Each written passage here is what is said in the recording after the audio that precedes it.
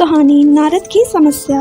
एक बार देव ऋषि नारद अपने पिता ब्रह्मा जी के सामने नारायण नारायण का जप करते हुए उपस्थित हुए और पूज्य पिताजी को दंडवत प्रणाम किया। नारद जी को सामने देख ब्रह्मा जी ने पूछा, नारद आज कैसे आना हुआ? तुम्हारे मुख के भाव कुछ कह रहे हैं, कोई विशेष प्रयोजन अथवा कोई नई समस्या? नारद जी ने उत्तर देते हुए कहा, पिताजी ऐसा कोई विशेष प्रयोजन तो नहीं है। कई दिनों से एक प्रश्न मन में खटक रहा है, आज आपसे इसका उत्तर जानने के लिए उपस्थित हुआ हूँ। तो फिर विलंब कैसा? मन की शंकाओं का समाधान शीघ्रता से कर लेना ही ठीक रहता है, इसलिए निसंकोच अपना प्रश्न पूछो।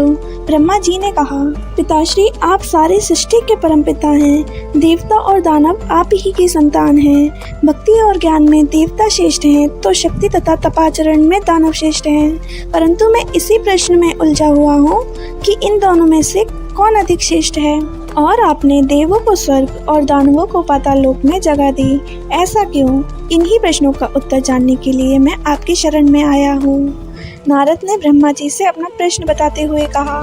नारद का प्रश्न सुन ब्रह्मदेव बोले, नारद इस प्रश्न का उत्तर देना तो कठिन है और इसका उत्तर मैं नहीं दे पाऊंगा, क्योंकि देव और दानव दोनों मेरे पुत्र हैं एवं अपने ही दो पुत्रों की तुलना अपने ही मुख से करना उचित नहीं होगा। लेकिन फिर भी तुम्हारे प्रश्न का उत्तर ढूंढने में मैं तुम्हारी सहायता कर सकता हूँ। तुम आज ही देवों और दानवों दोनों को मेरी ओर से भोजन का निमंत्रण भेजो। कल ही हम उनके लिए भोज का आयोजन करेंगे और कल ही तुम्हें तुम्हारे प्रश्न की देव क्यों स्वर्गलोक में है तथा दानव पाताल लोक में का उत्तर भी मिल जाएगा। नारद तत्काल ही असुरों और देवों को निमंत्रण दे आए। दूसरे दिन दानव ब्रह्मलोक में भोजन का आनंद लेने के लिए पहुंच गए और उन्होंने पहले पहुंचने के कारण भोजन की पहली शुरुआत खुद से करने के लिए ब्रह्मा जी से आग्रह किया। भोजन की थालियां परोसी गईं। दानव भोजन करने के लिए बैठे। वे भोजन शुरू करने ही वाले थे कि ब्रह्मा जी हाथ में कुछ लकड़ियां लेकर उनके समक्ष उपस्थित हुए और उन्होंने कहा, आज के भोजन की एक छोटी सी शर्त है। मैं यहाँ उपस्थित हर एक अतिथि के दोनों हाथों में इस प्रकार से लकड़ी बांधूंगा कि वो कोहनी से मुड़ नहीं पाए और इसी स्थिति में सभी को भोजन करना होगा। कुछ देर बाद सभी असुरों के हाथों में लकड़ियां बंध चुकी थी। अब असुरों ने खाना शुरू किया, पर ऐसी स्थिति में कोई कैसे खा सकता था?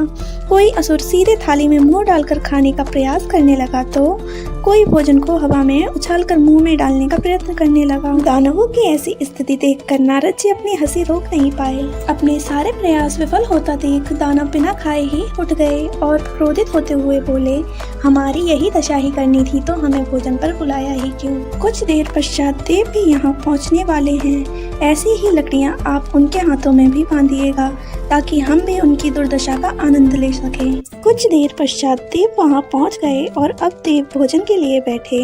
देवों के भोजन मंत्र पढ़ते ही ब्रह्मा जी ने सभी के हाथों में लकड़ियाँ बांधी और भोजन की शर्त भी रखी।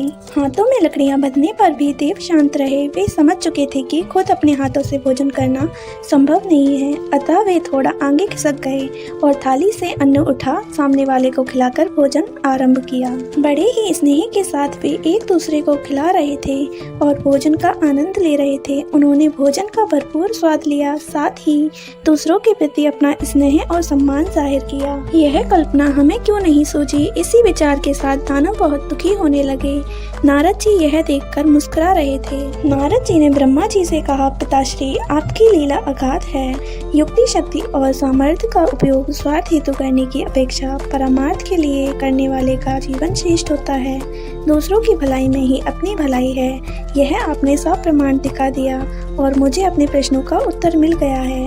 ब्रह्मा जी को सबने प्रणाम किया और वहां से विदा ली। मित्रों, हमें यह जीवन सिर्फ अपने ही स्वार्थ के लिए नहीं मिला है। यदि हम इसका उपयोग परोपकारी कार्य के लिए करते हैं तो निश्चित रूप से हमें इसी जीवन में स्वर्ग की प्राप्ति होगी। यदि हम दूसरों को प्यार और स्नेह देंगे तो बदले में हमें भी वही मिलेगा। यदि हम अपने सामर्थ्य के अनुसार हमारे समाज के लिए एक छोटा सा योगदान भी दे सके तो यह अपने आप में एक बहुत बड़ी उपलब्धि के बराबर है। ऐसी ही कहानियों के लिए इस वीडियो को लाइक और चैनल को सब्सक्राइब करें और कमेंट बॉक्स में कमेंट भी करें। जब तक हम लाते हैं एक और नई कहानी।